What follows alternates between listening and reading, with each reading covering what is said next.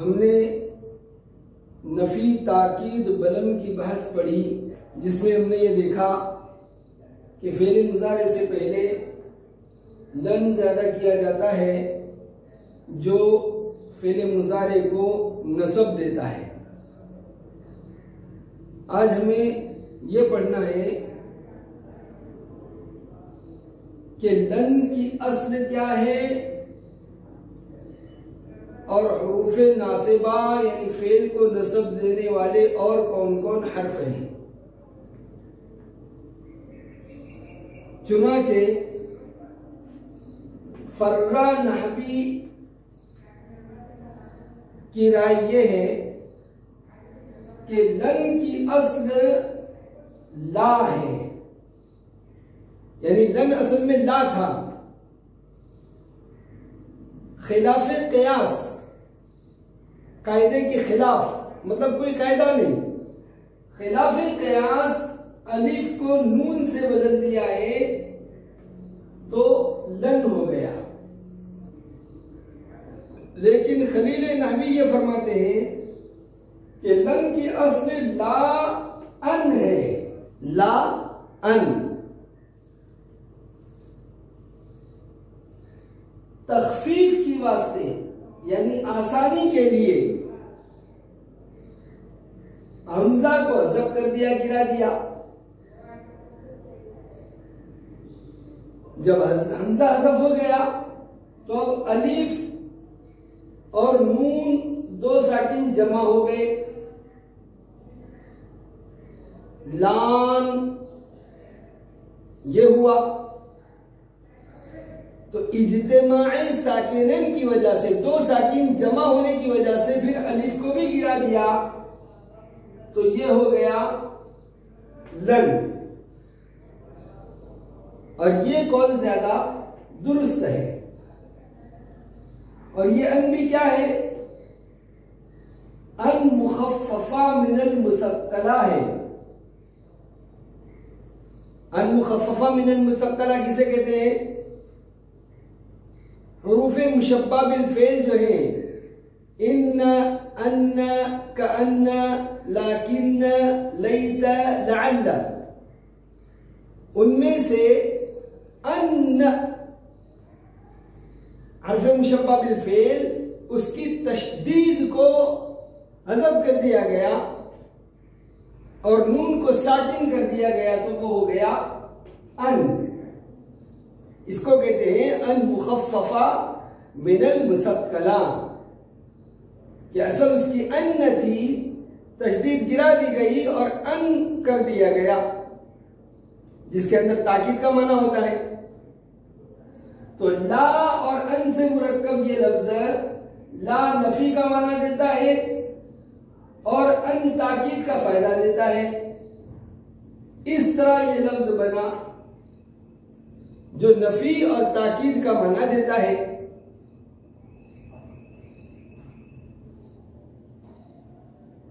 اب ہمیں یہ دیکھنا ہے کہ لن جو ہے صرف تاکید کا فائدہ دیتا ہے یا تعبید کا بھی فائدہ دیتا ہے۔ تاکید کسی چیز کے اندر زور دے کر بیان کرنا، لن یکتب ہرگز نہیں لکھے گا، لن یسمع ہرگز نہیں سنے گا، تو تاکید کا معنی ہے اس کے اندر۔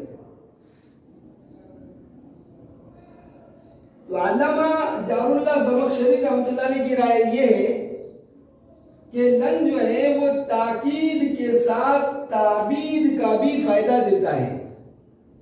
اور تعبید کس کو کہتے ہیں؟ جس کے اندر ہمیشگی کا معنی ہو۔ اور وہ یہ دلیل کے طور پر یہ بولتے ہیں کہ قرآن کریم میں ہے ان الذین کفروا وماتوا وهم کفار لن يقبل توبتهم، کہ جو لوگ کفر پر مر گئے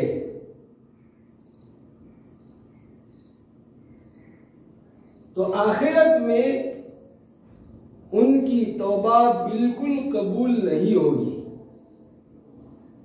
کبھی بھی قبول نہیں ہوگی۔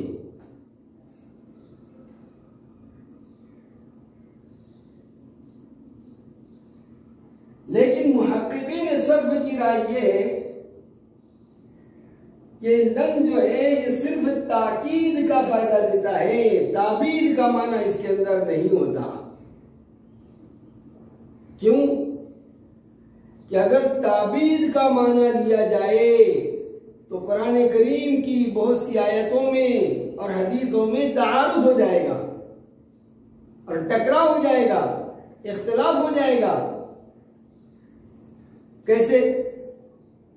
یہ قرآن کریم میں ہے لن ترانی، حضرت موسیٰ علیہ السلام نے جب اللہ تعالیٰ کے دیدار کی فرمائش کی تو اللہ نے فرمایا لن ترانی، آپ مجھے بالکل نہیں دیکھ سکتے بھی۔ تو اگر تعبیر کا معنی لیا جائے تو یہ مطلب ہوگا کہ کبھی بھی نہیں دیکھ سکتے، نہ دنیا میں دیکھ سکتے، نہ آخرت میں دیکھ سکتے۔ حالانکہ ایسی بات نہیں ہے، کیونکہ حدیث میں ہے کہ جنت میں اللہ تعالیٰ کا دیدار ہوگا۔ چنانچہ نبی کریم صلی اللہ علیہ وسلم کا ارشاد گرامی ہے إِنَّكُمْ سَتَرَوْنَ رَبَّكُمْ كَمَا تَرَوْنَ الْقَمَرَ لَيْلَةَ الْبَدْرِ او كما قال علیہ الصلوۃ والسلام، کہ تم لوگ اپنے پروردگار کو دیکھو گے عن قریب، تم اپنے پروردگار کی زیارت کرو گے، دیدار کرو گے، جس طرح تم 14ویں رات کے چاند کو دیکھتے ہو، اور سب آسانی سے دیکھ سکتے ہیں، کوئی ازدحام اور کوئی بھیڑ نہیں ہوتی۔ تو جنت میں اللہ تعالیٰ کے دیدار کے بارے میں حدیثیں ہیں، تو اگر تعبیر کا معنی لیں گے تو پھر حدیث میں اس میں ٹکراؤ ہو جائے گا، تعارض ہو جائے گا۔ ہاں، رہی بات اس آیت کی لن تقبل توبتہم، کہ ان کی توبہ کبھی قبول نہیں ہوگی، تو وہ تعبید کا معنی تو دوسری حدیثوں سے معلوم ہوتا ہے، لن کی وجہ سے تعبید کا معنی اس کے اندر پیدا نہیں ہوتا۔ آگے یہ چلتے ہیں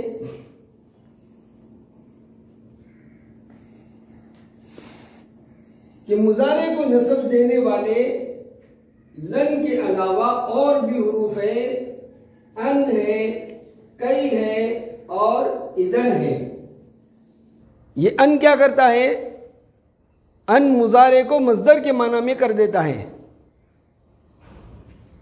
اس کو ان مصدریہ کہتے ہیں۔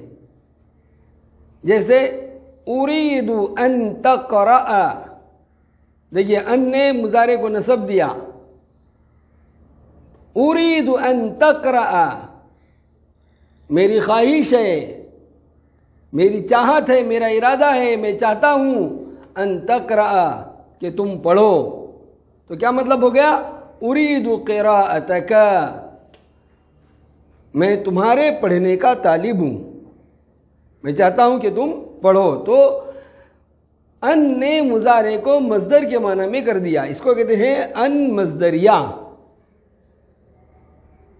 یہ ان اور طرح بھی آتا ہے، چنانچہ ان مخففہ من المثقلہ، جیسے ابھی آیا تھا کہ ان حرف مشبہ بالفعل کی تشدید کو حذف کر دیا جاتا ہے اور اس کو ساکن کر دیا جاتا ہے، اس کو کہتے ہیں ان مخففہ من المثقلہ۔ یہ اکثر جو ہے اسم پر داخل ہوتا ہے، کبھی فعل پر بھی آتا ہے۔ اگر فعل پر یہ آئے تو فعل سے پہلے سین، سوف، قد یا حرف نفی لایا جاتا ہے۔ نیز یہ افعال یقین کے بعد آتا ہے، علمت، رأیت، وجدت، یہ سب کیا ہے؟ افعال یقین ہے، ان افعال یقین کے بعد آتا ہے۔ دیکھیے مثال، علم اللہ ان سیکون، علم اللہ ان سیکون، تو علم یہ فعل یقین ہے، اس کے بعد ان آیا ہے، اس کے بعد فعل پر سین داخل ہوا۔ یہ یاد رہے کہ ان صورتوں میں یہ ان نصب نہیں دے گا فعل مضارع کو۔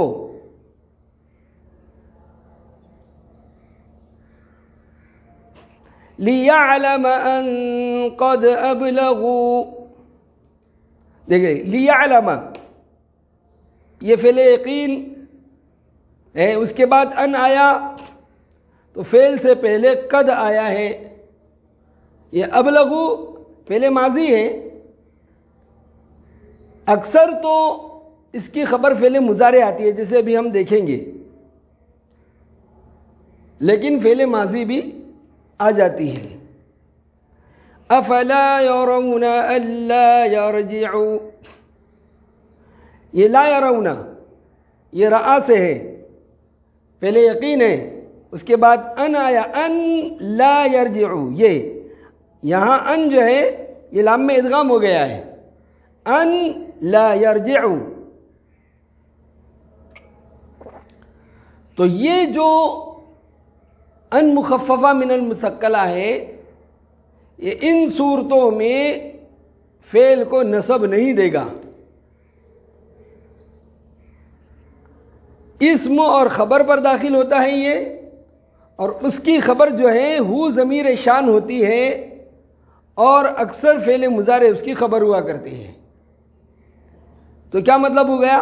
علم اللہ انہ سیکون، یہ مطلب ہو جائے گا کہ ان حرف مشبہ بالفعل یہ جو ہے یہ ان ہو گیا ہے، اور اس کے بعد ہو ضمیر شان اس کا اسم ہے، اور سیکون جو فعل اس کی خبر ہے۔ یہ تو ہوئی بات ان مخففہ من المثقلہ کی۔ یہ ان مفسرہ بھی ہوتا ہے، یعنی تفسیر بیان کرنے والا۔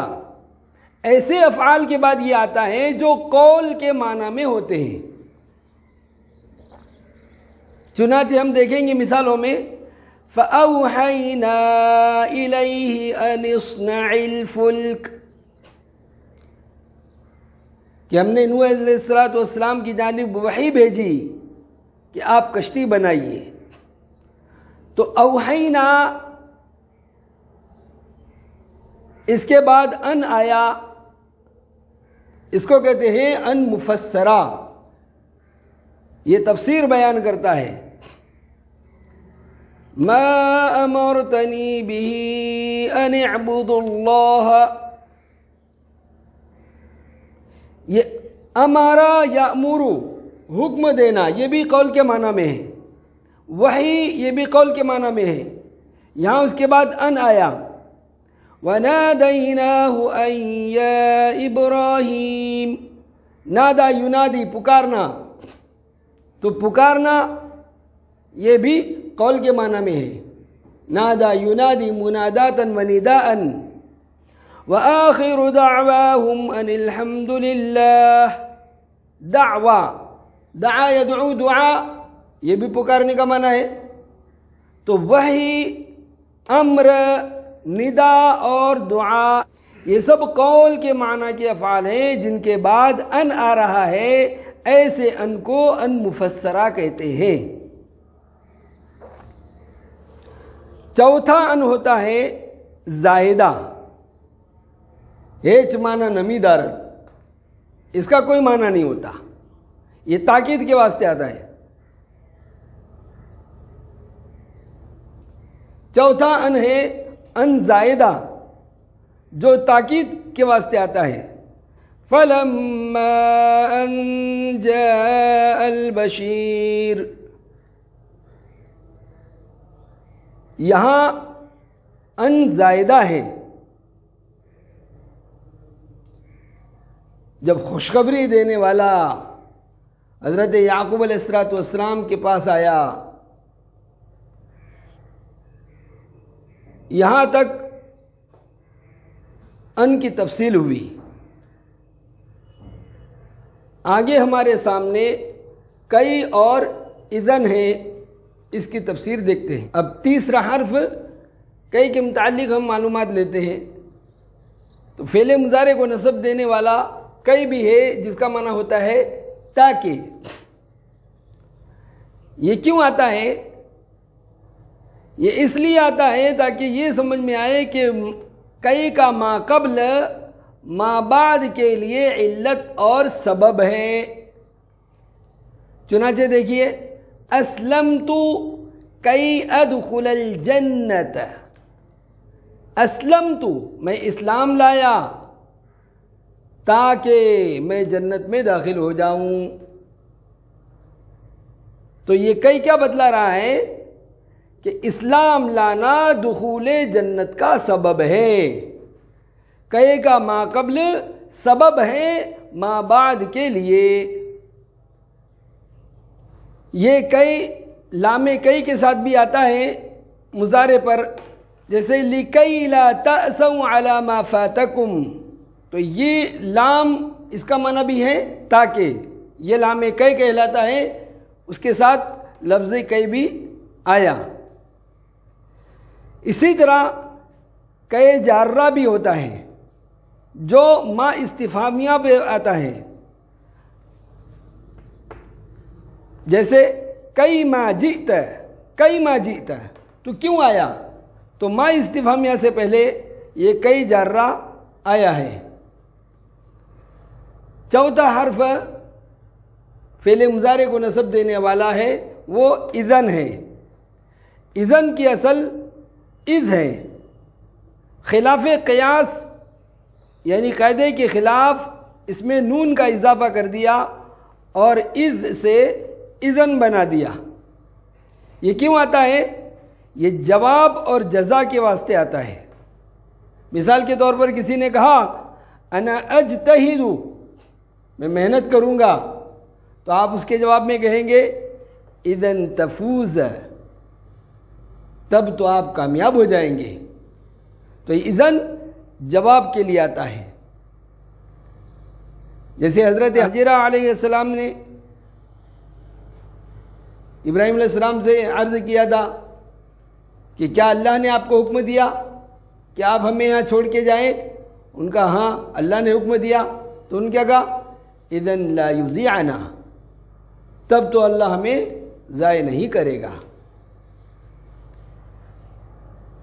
یہ اذن اگر فعل کے بعد آئے، اخیر میں آئے، تو اس وقت پھر یہ اپنا عمل نہیں کرے گا۔